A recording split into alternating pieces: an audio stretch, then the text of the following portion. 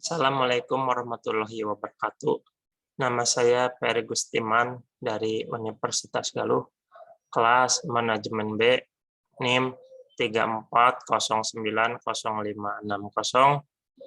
Pada kali ini pada mata kuliah Informasi Manajemen, saya akan menjelaskan SOP atau Standar Operating Procedure, di mana menurut para ahli, menurut Arini T.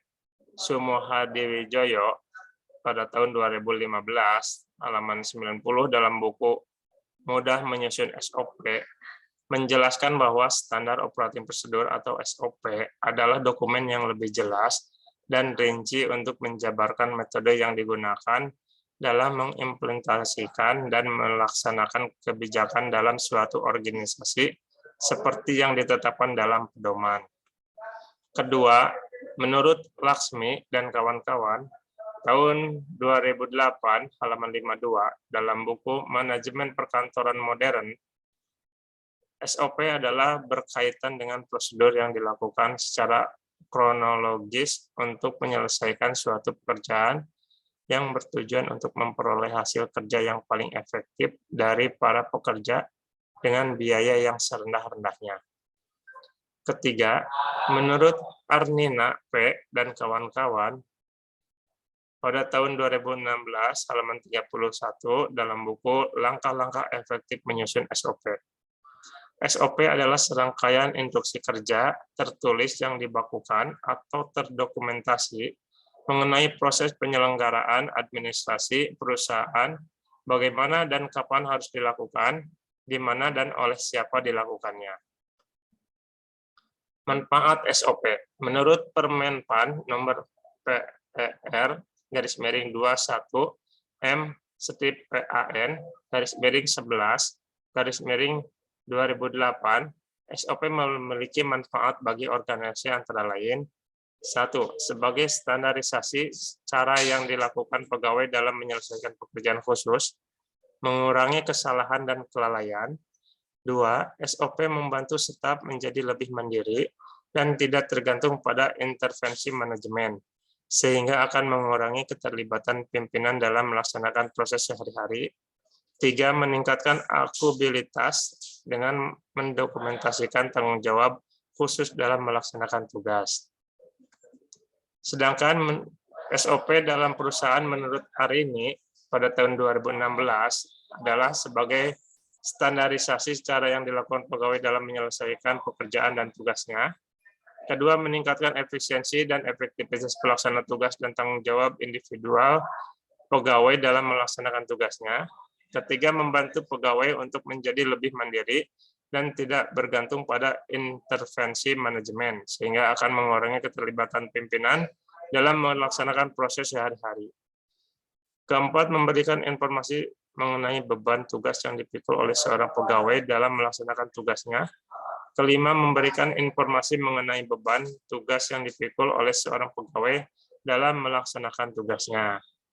Fungsi SOP atau Standard Operating Procedure menurut Indah Puji pada tahun 2014 adalah: 1. Memperlancar tugas, petugas atau pegawai atau tim atau unit kerja.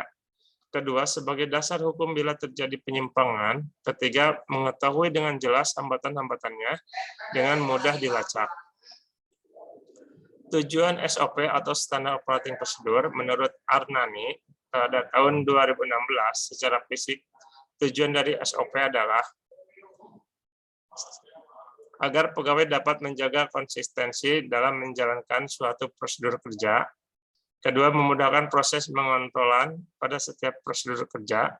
Ketiga, mengetahui dengan jelas peran dan fungsi tiap-tiap posisi.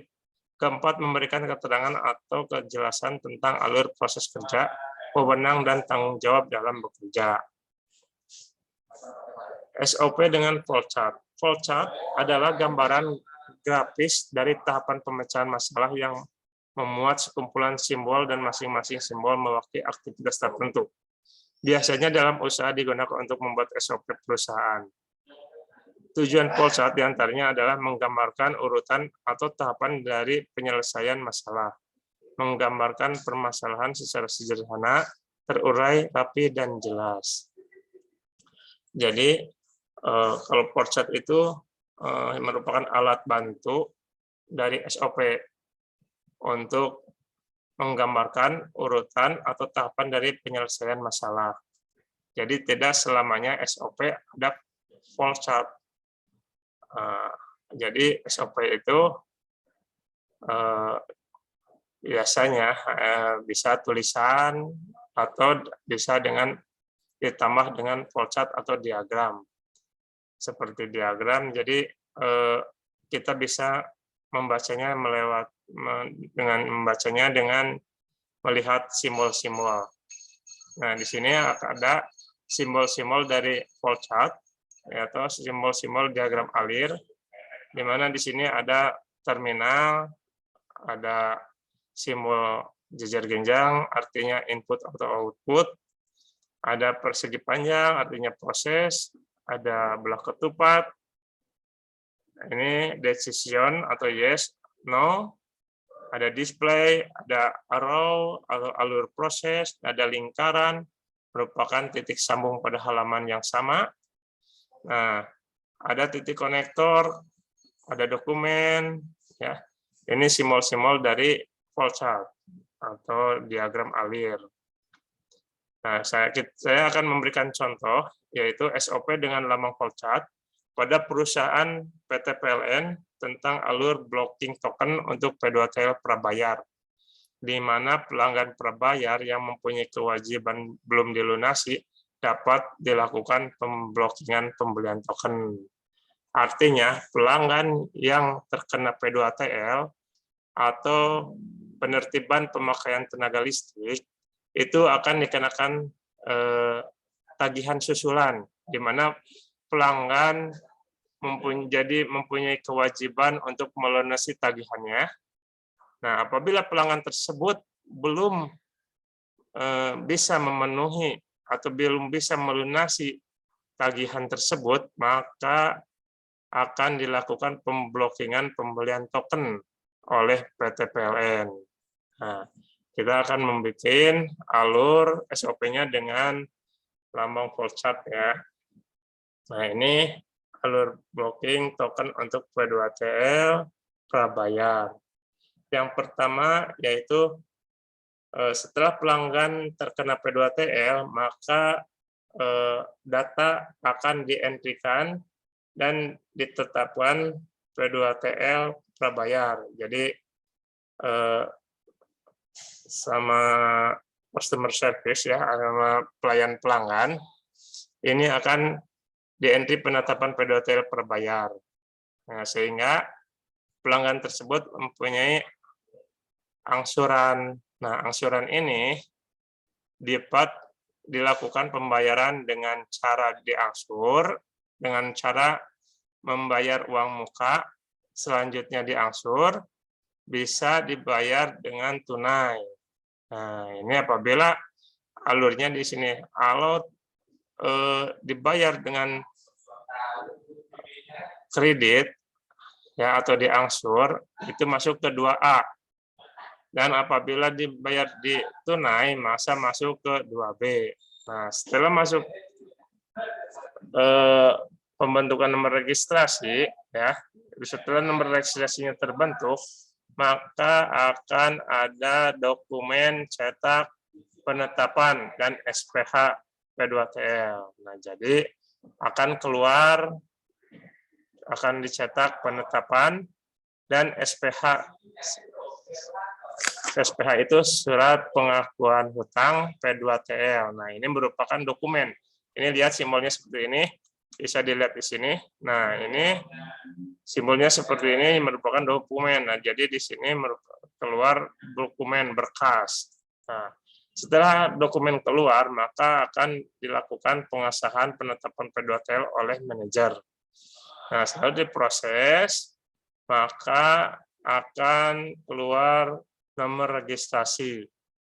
Nah, setelah nomor registrasi ini keluar, apabila tadi dibayar lunas, maka ini ke arah ya dan selesai. Jadi tidak ada pemblokiran token ya. Nah, ini karena pembayarannya sudah lunas dan selesai, tidak ada pemblokiran. Nah, apabila setelah nomor registrasi tidak dibayar atau keluar ada jatuh tempo, ya, apabila tidak dibayar lunas, maka apabila tidak dibayar itu akan keluar jatuh tempo. Nah, setelah jatuh tempo ini ada, kalau tidak ya tidak, berarti pelanggan tidak bisa beli token di sini. Ya, apabila ya pemblokiran, karena ini nomor registernya udah jatuh tempo. Ya, apabila masih jatuh tempo belum melaksanakan pembayaran, ya ini, nah dari jaraknya ini maka akan ada di sini keluar PLN akan melakukan blocking pembelian token. Ya, pada nomor 4 ini PLN akan melakukan pemblokingan token. Setelah pemblocking pembelian token, ini ada nomor registrasi keluar. Apabila registrasi ini dibayar, maka pemblokiran akan dibuka. Dan apabila nomor registrasi ini tidak dibayar, maka pelanggan tidak bisa membeli token karena sudah dilakukan pemblokingan pembelian token. Jadi KWH pelanggan tidak bisa diisi pulsa, tidak bisa beli token, ya. Jadi posisinya akan padam di rumahnya. Apabila pelanggannya sudah membayar registrasi ini lunas, maka pihak PLN akan unblocking pembelian token otomatis. Sehingga pihak PLN akan membuka dengan otomatis pembelian tokennya. Sehingga apabila sudah dibayar nomor registrasinya, pelanggan jadi bisa membeli token kembali dan bisa menikmati listriknya. Sehingga selesai, prosesnya selesai di sini. Kalau sudah selesai, berarti pelanggan bisa menikmati kembali dengan bisa membeli token sehingga KWH bisa nyala kembali. Cukup sekian pemaparan dari saya. Mohon maaf apabila ada kesalahan. Wabillahi taufiq wal hidayah. Wassalamualaikum warahmatullahi wabarakatuh.